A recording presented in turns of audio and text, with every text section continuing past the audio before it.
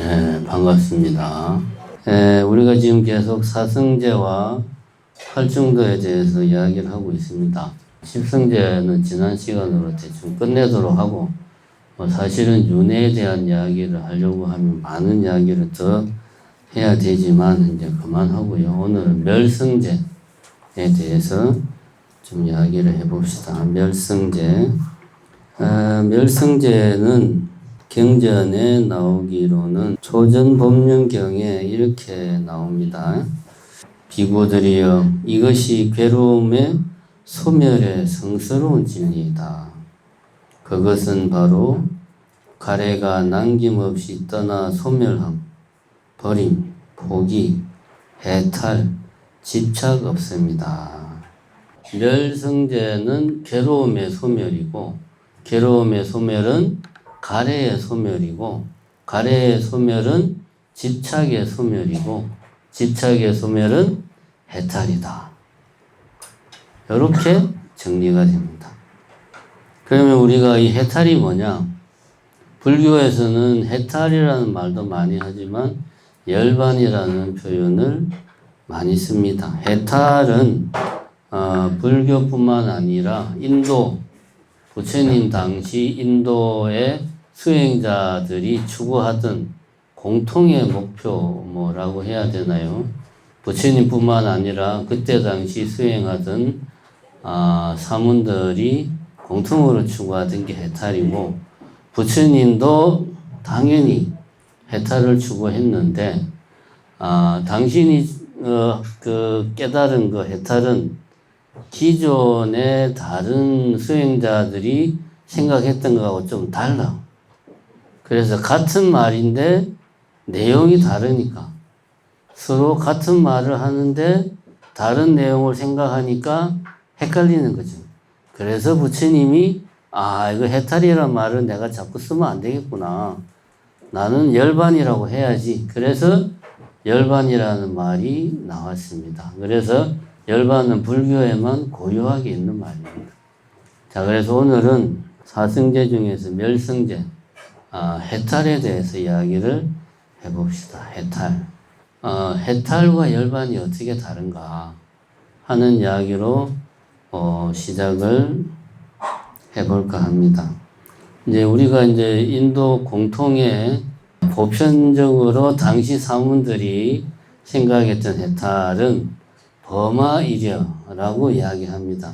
범아이려, 이거는 여러분들이 많이 들어봤습니다. 제가 그동안 법문하면서도 몇 번 이야기를 했고, 범은 브라흐만, 아는 아트만, 브라흐만과 아트만이 이려 하나가 되는 것이 해탈이다.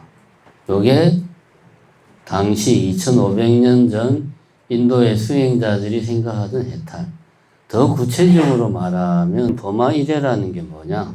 요거는 내용이고, 이거를 다시 이야기하면 윤회의 굴레에서 완전히 벗어나는 것이 해탈이다.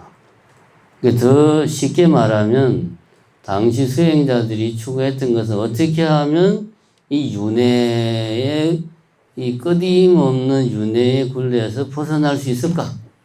요것을 고민을 했고, 그 방법이 범아이려였다. 그렇게 당시 수행자들은 생각을 한 거죠. 근데 부처님은 범아이려가 아니고, 여기 나오죠. 가래의 소멸, 집착 없음. 요것이 부처님은 해탈이다. 다시 말해서 가래를 완전히 소멸하고 집착을 완전히 끊으면 윤회에서 완전히 벗어난다. 당시 수행자들이 공유했던 해탈은 윤회에서 벗어나는 것, 더 이상 윤회를 하지 않는 것 이었고, 대부분의 수행자들은 그것을 범아일려를 통해서 이루고자 했고, 부처님은 내가 수행을 해보니까 그거 아니야. 그거 아니고 가래를 완전히 없애야 돼. 집착을 완전히 끊으면 그게 윤회를 완전히 끊는 거야 라고 부처님은 이야기를 하신 거죠. 그게 다르죠. 요 이야기를 오늘 좀 해보겠습니다. 사실 이제 불교 관련 책들을 여러분들이 찾아보시면은 버마일리에 대한 내용이 잘 안 나와 있어요. 그게 정확하게 뭔 이야기인지가 자세하게 안 나와 있습니다. 그 당연히 그 불교 내용이 아니니까 그거는 이제 인도 사상을 찾아봐야 되는데 그쪽 이야기가 자세히 나와 있는 게 별로 없어요.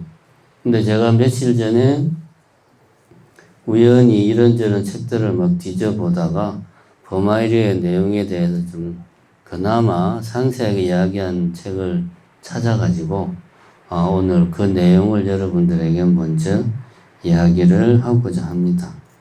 당시 이제 인도에서는 이게 지금부터 하는 이야기는 당시 인도의 보통 사람들, 수행자들이 생각하는 윤회가 뭐냐 이렇게 생각을 했습니다. 사람이 이제 죽을 때가 되면 육신에서 아트만이라고 하는 게 빠져나가요. 그래서 이 아트만이 빠져나가서 요거 이제 새로운 육신으로 들어가는데 이때 이 아트만이라고 하는 것을 조정을 뭐가 하느냐? 이 까르마, 업이 조정을 한다. 그러니까 아트만이라고 하는 것이 우리가 쉽게 생각하면 영혼인데 또 영혼도 아니에요. 영혼은 실체가 없는데 아트만은 실체가 있어. 크기가 있어요. 좁쌀만 하다고 이야기하기도 하고 바늘 끝에 올라갈 수 있다. 그렇게 이야기하기도 하고 하여튼 크기가 있어. 크기가 있으니까 그것이 머무는 장소가 있겠죠. 그래서 아트만은 심장에 있다고 생각을 했어요. 당시 인도 사람들은. 그런데 요 아트만이 죽으면은 육신을 빠져나오는데 요때 업이 아트만에 묻어서 같이 나오는 거야. 업도 실체가 없는 게 아니에요. 뭔가 실체가 있어. 이 업이 아트만을 조정을 해가지고 어느 육신으로 갈 건지를 업이 이제 조정을 하는 거지. 업이. 그렇게 해서 새로운 육신으로 아트만이 들어간다. 요렇게 생각을 했습니다. 그래서 이 아트만, 우리가 이걸 한글로 우리나라 말로 번역할 때는 개아라고 그렇게 번역해요. 개별적인 나. 이 아트만은 아까도 이야기했지만은 우리 몸 속에 심장에 실제로 존재를 한다. 크기는 아주 작다. 그렇게 생각을 했고 요것은 불멸이다. 깰 수도 없고 또 요거는 성질이 변하지도 않아요.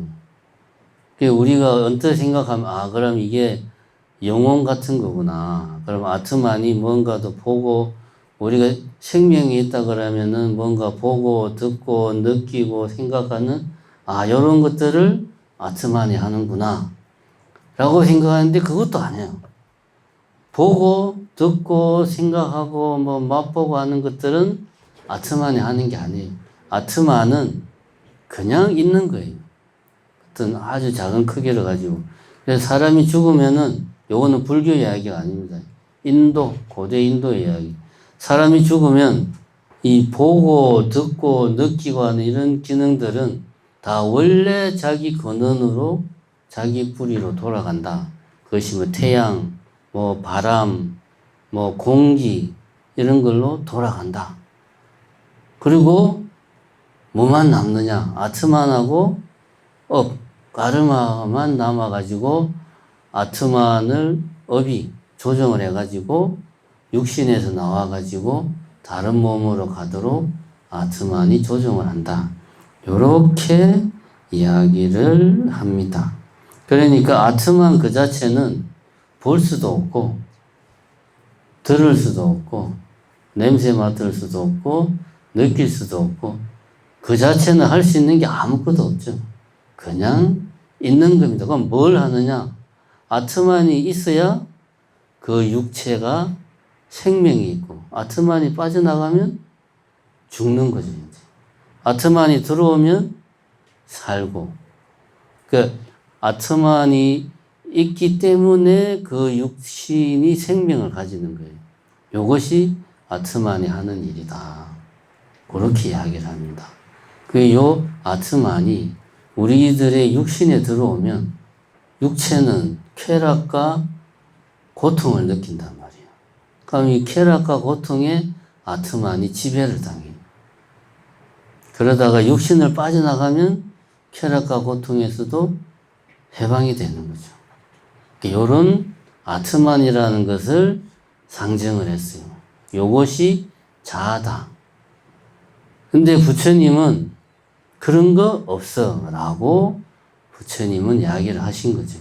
내가 수행을 해보니까 내가 깊은 산매에 들어가지고 통찰을 해보니까 불교 만의 수행이 위파사나 수행은 불교만 부처님이 쉽게 말해서 만든 수행이 위파사나 수행이고 집중하는 사마타 수행은 부처님만 한 건 아니에요. 그거는 당시에 수행하는 사람들도 뭐 꼭 불교식은 아닌데 사마타 수행을 했어요. 근데 부처님은 사마타 수행, 집중하는 뭔가 하나에 집중하는 수행만으로는 완전히 깨달을 수가 없구나. 그래서 부처님은 위파사나 수행이라는 걸 당신이 찾은 거죠. 뭐 쉽게 말하자면 그 방식을. 그렇게 해서 보니까 그런 거 없어. 아트만 그런 거. 이게 이제 무아사상이죠. 무아사상의 핵심 중에 하나가 이거죠. 아트만 그런 거 없더라. 자, 어쨌든 요게 아트만이라고 하는 게 실제로 있다. 우리 심장에 좁쌀보다 작은 게 있다. 부처님 이야기가 아닙니다. 당시 인도 사람들이 그렇게 생각했어. 그래서 사람이 죽으면 이게 빠져나간다. 근데 요거는 지 혼자서는 아무것도 못해. 그래서 업이, 까르마가 이거를 조정을 해가지고 새로운 육신으로 간다. 라고 생각을 했어요. 그럼 이 아트만은 어디서 왔냐? 여기서 이제 브라흐만이 나옵니다. 브라흐만. 브라흐만은 그 자체로는 정의할 수 없는 건데, 하여튼 이 세상 모든 것들이 브라흐만에서 나왔고, 우리도 그렇고, 하늘, 바다, 땅, 나무, 공기, 우리가 생각할 수 있는 모든 것들은 다 브라흐만에서 나왔다. 그리고 이 모든 것들은 브라흐만 덕분에 살아간다. 존재한다. 땅에도 브라흐만이 있고, 그러니까 땅도 그렇고, 우리도 그렇고.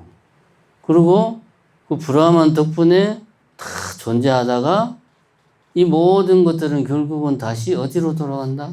브라흐만으로 돌아간다. 브라흐만은 이 세상 모든 것의 시작이자 끝이다. 뭐 이제 이렇게 생각하는 그 무엇, 가장 근본적인 것, 그것이 브라흐만이다라고 당시에 그 인도 사람들이 생각을 했어요. 그러니까 땅 그 자체가 브라흐만이 아니고, 예를 들면 땅 속에 있으면서 땅하고는 다른 거. 땅은 브라흐만을 알지 못하는데 땅이 브라흐만의 몸이 되는 거죠. 쉽게 말하면. 그런 것이 브라흐만이다. 그리고 이 땅을 조정하고 제어하는 것이 브라흐만. 쉽게 말하면 땅의 본질이 브라흐만이다. 뭐 이렇게 생각하는 모든 것의 본질이 브라흐만이다. 그러면 요것하고 아트만하고는 어떤 관계냐? 브라흐만에서 아트만이 나와서 아트만이 육체 속에 들어가서 그것이 아트만이에요. 결국은 아트만이 브라흐만이지. 그래서 이 아트만은 브라흐만에서 나와가지고 그 어떤 우리가 겉으로 보고 있는 존재하는 것들 속에 있다가 언젠가는 브라흐만으로 돌아간다. 그럼 버마일레라는 게 뭐냐? 바로 요거죠. 아트만이 브라흐만으로 다시 돌아가는 것. 일리라고 두 개가 하나 되는 게 아니고 원래 자기 자리로 돌아가는 게 버마일레다. 비유를 들기를 한 주먹의 소금을 물 속에 넣으면 이 소금은 형체도 없이 완전히 사라진다. 그렇다고 해서 소금이 없어지냐? 그거는 아니다. 이 소금이 여기서 이제 아트만이고 물이 말하자면 브라흐만이죠. 원래 자기 물속으로 들어가는 거죠. 그래서 그 물속에 완전히 동화된다, 융화된다고 해야 되나? 또 다른 비유를 들면은 바다로 많은 강들이 바다를 향해 간다 이거예요. 그래서 수십 수백 개의 강들이 바다로 다 들어가는데 그러면 그 바다에 보면 수십 수백 수천 개의 강들이 자기 모습을 그대로 가지고 있냐? 안 그렇죠. 바다는 그냥 바다죠. 이렇게 아트만은 다시 브라흐만으로 돌아간다. 요것이 버마일려다. 근데 이제 버마일려를 하려면 내가 브라흐만을 알아야 돼요. 내가 모르면 안 돼. 버마일을 하려면. 근데 브라흐만은 아까도 말했지만 모든 것의 근본이고 모든 것의 시작이자 끝이니까 내가 그것을 알 수는 없어요. 정의할 수 없으니까. 그런데 아트만은 내 안에 있으니까 더 크기를 가지고 좁쌀보다 작은 크기를 가지고 내 안에 있으니까 아트만은 알 수가 있어. 그래서 아트만이 곧 브라흐만이니까 아트만을 알면 브라흐만을 알 수 있다. 그래서 버마일려는 다시 말하면은 내 안에 있는 아트만을 내가 명상을 통해서 여기는 이제 불교에서 말하는 그런 어떤 사마타 위파사나 수행이 아니고 명상을 통해서 내 안에 아트만을 체험을 하면 내가 브라흐만을 알게 되고 이 아트만이 내가 죽으면은 브라흐만으로 다시 돌아간다고요. 그러면 완전히 그때 나는 윤회에서 벗어나는 거지. 라고 인도 사람들이 생각을 했어요. 정리하자면은 아트만을 내가 정신적으로 체험을 하면 그 체험으로 인해 가지고 내가 아트만이 곧 브라흐만이니까 브라흐만을 알게 되고 그러면 지금 살아있는 동안은 나는 이전에 업보로서 윤회를 하지만은 죽으면 이제 더 이상 윤회를 안 한다 이거야 내가. 요게 이제 버마일려 사상입니다. 그래서 버마일려 사상 기존에 이제 그 부처님 당시에 그 수행자들이 생각했던 것은 어떻게 하면 내가 아트만을 알 수가 있나? 어떻게 하면 그 수행 방법이 이제 불교에서 말하는 사마타 수행하고 크게 다르지 않아요. 자기 행동을 잘 제어하고 마음을 한 군데 집중해서 그런 상태에서 아트만을 잘 만난다. 뭐 이런 표현을 씁니다. 그렇게 해서 아트만을 정신적으로 체험을 한다. 이것은 마치 비유를 들자면 남자가 여성을 품에 안았을 때 이거는 실제로 그렇게 책에서 나오는 얘기. 남자가 여성을 품에 안았을 때 그 여성 외에는 아무 욕망이 없는 것과 같다.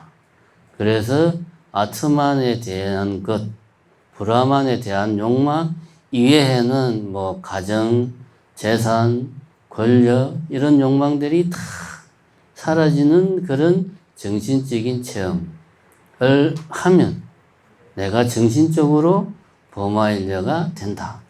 요게 이제 그 부처님 당시에 막 그 출연했던 사문전통의 수행자들이 가졌던 생각인데 요게 이제 처음에는 이렇게 생각을 했고 근데 이게 가만히 보면 문제가 있어요.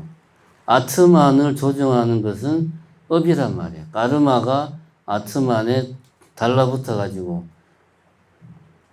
이 육신으로 가라 저 사람한테 가라 조정을 하니까 결국은 내가 윤회를 완전히 끊으려면 아트만에서 까르마를 완전히 없애야 돼요.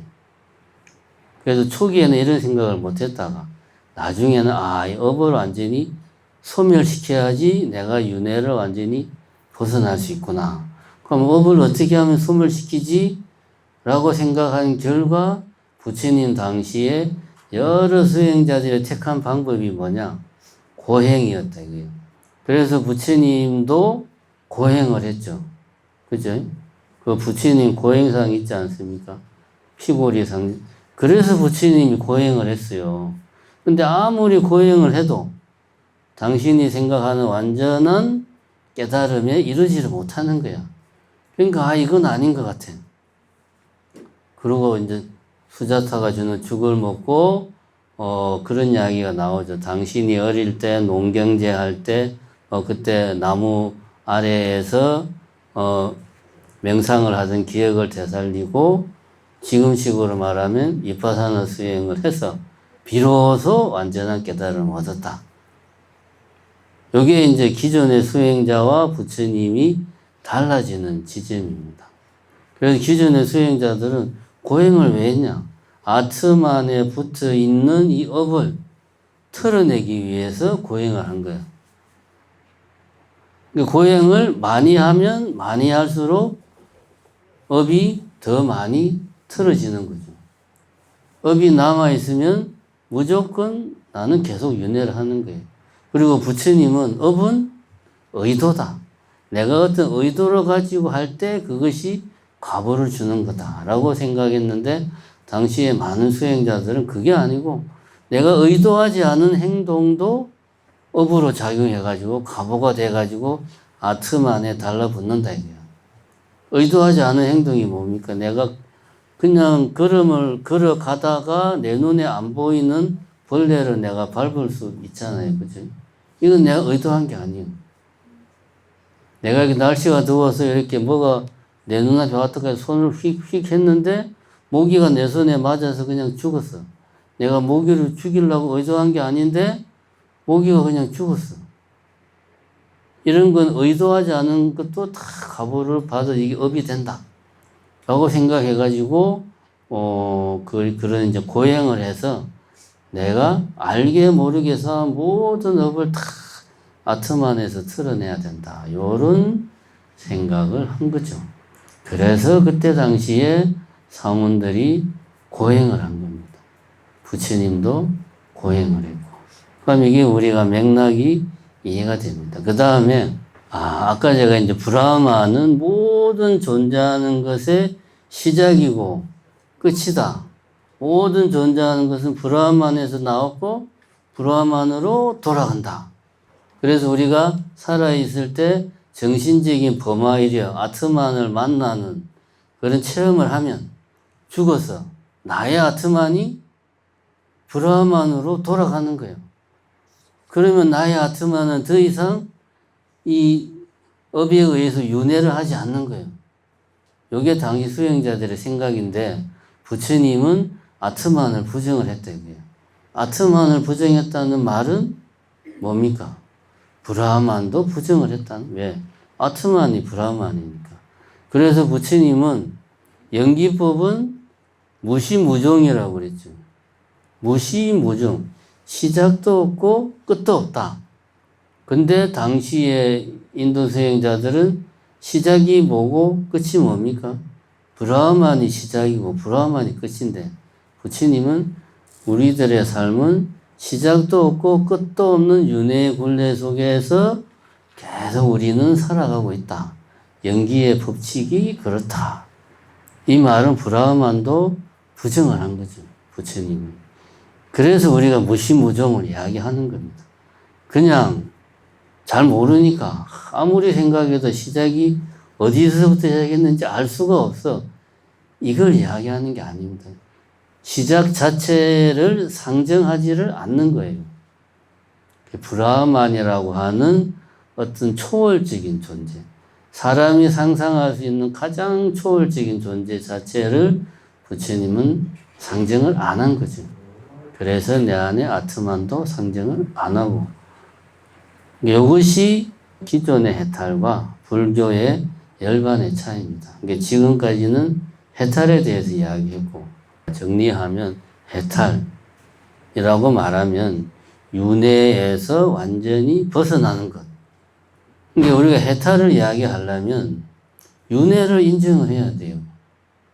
윤회를 인정 안 하면 해탈도 할 수가 없죠. 내가 윤회를 인정 안 하는데 어떻게 해탈을 해요? 그죠? 그럼 불교도 성립이 안 되는 거죠. 불교는 부처님의 가르침은 두 개의 큰 기둥 위에 서 있어요. 하나는 뭐다? 무아. 하나는 윤회. 이 두 개의 큰 기둥에 부처님의 가르침이 딱 서 있는 거예요. 둘 중에 하나만 내가 부정을 해도 부처님의 가르침이 성립할 수가 없어요. 그러면은 누가 내한테 물어볼 수 있죠. 스님은 윤회 한다고 믿냐? 저는 솔직히 전생을 기억을 못하니까 뭐라고 할 말이 없어요. 할 말이 없는데 부처님의 뒤에 나온 경전들 말고 부처님이 직접 이야기하신 뭐 니까야 뭐 이제 대승 쪽에서는 아함경 이런 걸 보면 부처님이 윤회 이야기를 많이 하세요. 그럼 부처님은 윤회를 인정한다기보다 당신이 수행 과정에서 윤회를 확인을 한 거예요. 최소한. 이게 뭡니까? 숙명통하고 천안통이잖아요. 숙명통은 전생을 보는 능력이 숙명통이고.